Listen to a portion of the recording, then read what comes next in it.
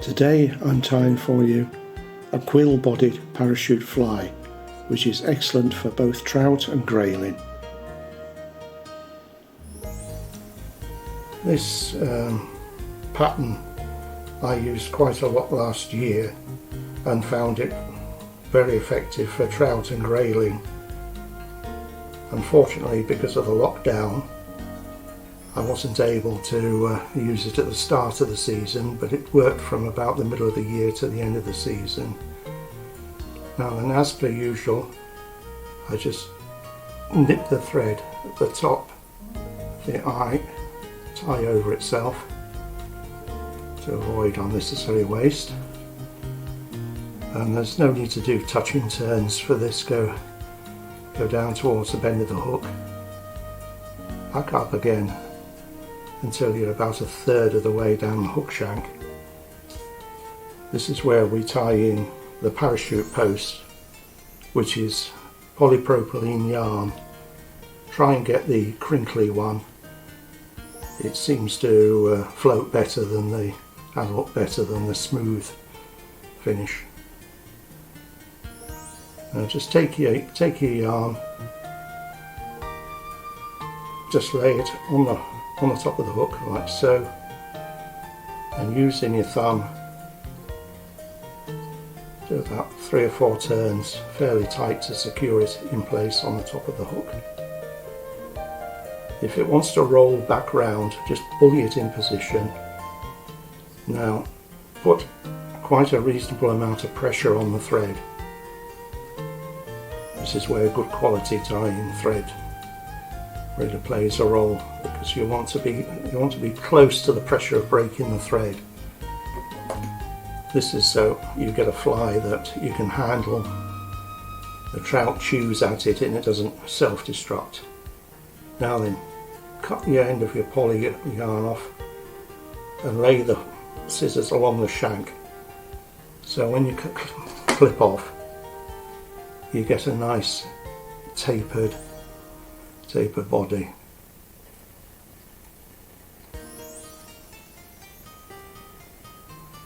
Now then, we're at the bend now. So for the tail I'm going to use a few fibres of coq de lion saddle feathers. These have a lovely sort of variegated appearance, and although they're very thin, the individual fibres, they're quite durable.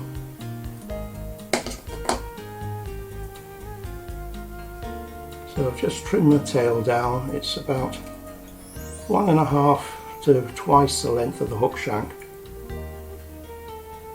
Keep hold of your tail as you secure it in place, and this saves it from sort of rolling round the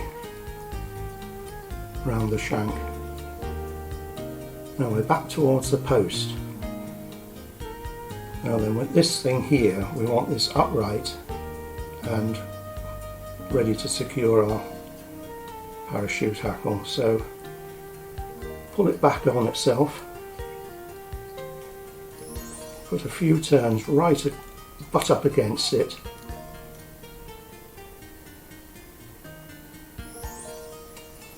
now then you then go and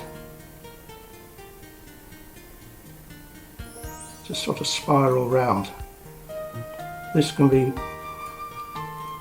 not super tricky, but at times you find that you might have to hold on to the top of the post and then do it very gingerly, because what you're trying to form here is a durable bed for the hackle to tie on.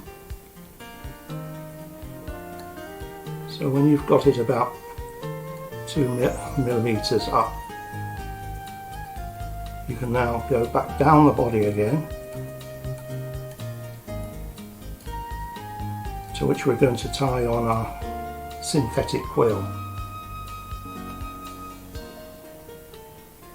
Now this is a replacement for peacock quill. This is printed on a plastic sheet, and it's got a sticky side. So the sticky side has to face upwards. 1 or 2 turns to secure. Bring your thread back to your post. Now I'm using this synthetic quill because it has a fantastic level of durability compared to the natural. You can get it in a variety of colours. This is an olivey tone. They do a magenta coloured one which also works well. Now I've brought the quill to the front of the post, tying off with 3 or 4 turns.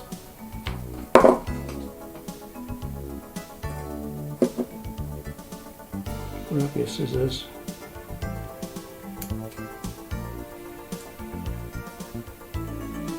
Now then, the hackle, as you can probably see, that's the full length of the hackle.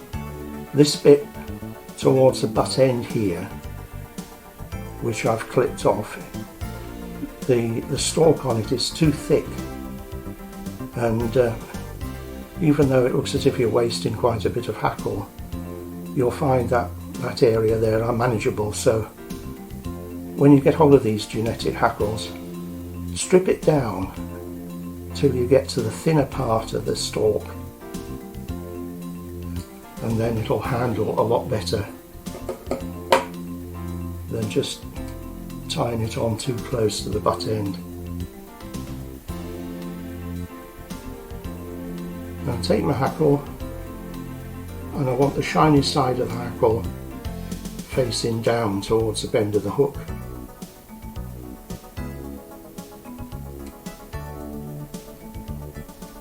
One, 2, 3, 4, 5, 6 turns, that'll do.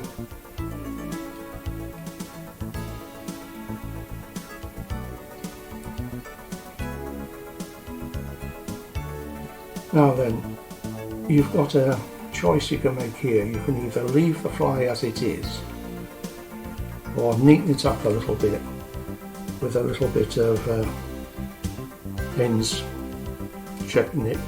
nymph dubbing, or any other fine dubbing. So I'm just going to get a little bit of soft green.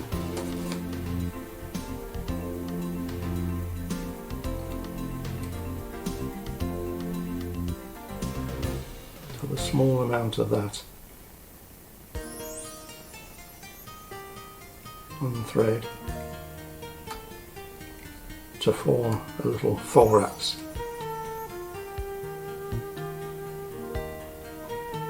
Now then, take your hackle. You can use hackle pliers, but when they're long enough I prefer to just use my fingers, and you want to keep it on a horizontal plane. So you start winding at the top of the fly, at the top of the post, and then all your other turns get closer and closer to the hook. So 4 turns here will be enough to secure. Now then, I'm taking the thread and I'm going over the top of the hackle, and I'm keeping it level with that post. You might be able to hear my phone going in the background. This will be somebody from telling me they're going to cut off the internet, so I'll just ignore that. Right, it's handy to have a vice that you can tilt now, because you've secured the hackle. So what I like to do is to wind my thread back up to the eye, and then do a half hitch at the eye.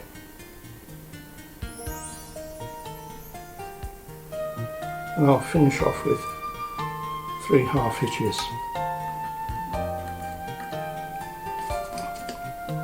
So now it's just a scissor job. Clip your thread.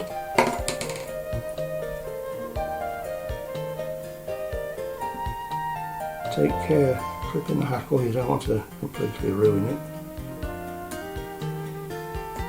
Clip off your hackle and start with this centre post, your support post for your parachute, a little bit longer than maybe you think, because when you're fishing you can always trim it down with a pair of scissors until it's fishing well. So I think that's about it. Now you can finish off by varnishing just round the post here and just on the eye, and that'll greatly increase the durability of your fly.